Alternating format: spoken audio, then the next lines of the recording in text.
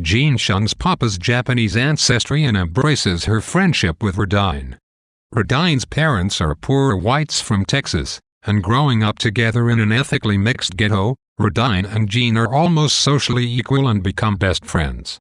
Their relationship changes, however, when they move to Long Beach Polytechnic High School.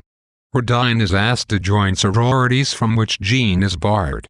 Boys flirt with Jean but always ask Radine to the dances instead.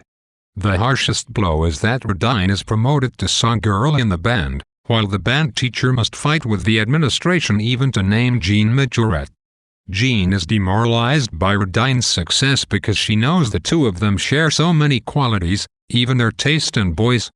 Jean is ashamed that her Japanese face and Japanese father prevent her from dating the boys she likes, but she does not want to change her face. She wants to be accepted. She begins to have recurring dreams about a blonde, blue-eyed girl being admired in a room full of people as she, Jean, watches through a window. Jean loses interest in school, begins hanging out on the streets, and considers dropping out. One day, Papa nearly kills himself when he gets drunk on whiskey and homemade wine, and he finally gives up drinking to begin farming again. In 1951 he moves the family to the Santa Clara Valley outside of San Jose and begins sharecropping 100 acres for a strawberry farmer. Jean is a senior in high school, but she tries to start over in the new school. The following spring, her homeroom nominates her to be Carnival Queen. On election day, instead of dressing like a typical 1950s Bobby Soxer, Jean dresses in an exotic sarong with her hair down and a hibiscus flower behind her ear. The applause and cheers indicate that she will win by a landslide, but her friend Leonard Rodriguez, who helps out in the office, reports that the teachers are trying to stuff the ballot box to prevent her from winning. Jean is afraid to confront them, but Leonard does it for her, exposing the teachers and saving Jean's victory. Papa is angry that Jean has won, and even angrier that she used her sexuality to entice white boys. He is worried about how American Jean has become and afraid that she will end up marrying a white boy, so he forces her to take Japanese dance lessons at a Buddhist temple in exchange for permitting her to be the Carnival Queen. She quits after only 10 lessons, but as a compromise, she decides to wear a conservative dress for the coronation ceremony instead of one of the strapless dresses that other girls are wearing.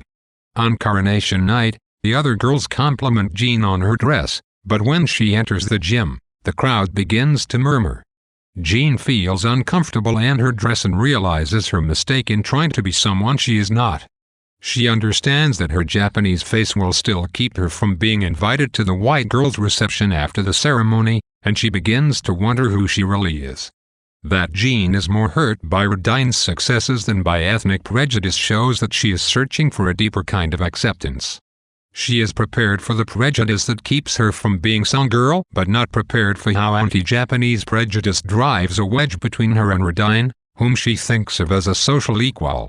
Their common economic background and similar tastes make it painful for Jean to watch Radine's rise, for she wants, but is denied, the same thing for herself.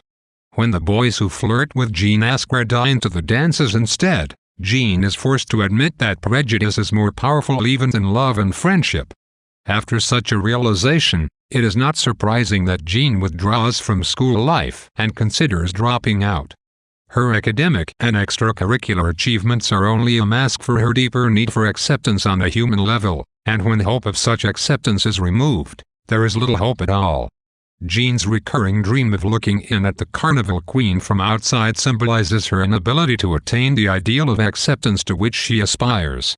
The blonde, beautiful, and adored girl in the dream is the stereotype of the American prom queen.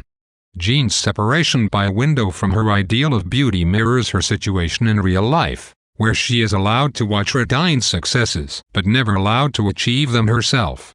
She does not envy the girl but says she is simply emptied, showing that the dream is less a remnant of hope than a symbol of her loss and disillusionment. That this dream haunts Wakatsuki even as she writes her memoir shows that even though she has come to terms with the internment, she still struggles to reconcile her Japanese heritage with the American culture in which she grew up. Jean's realization that she cannot define herself as only Japanese or only American marks the climax of her memoir. The main conflict of her story is her struggle to reconcile the Japanese and American aspects of her identity. She continually deceives herself into thinking that if she acts American, people will see past her Japanese face. She fails to understand, however, that her problem lies in defining herself not according to who she really is but according to how she wants other people to see her. It is not until she finally gains the acceptance she desires and is on display for everyone to see and judge that Jean finally realizes her error.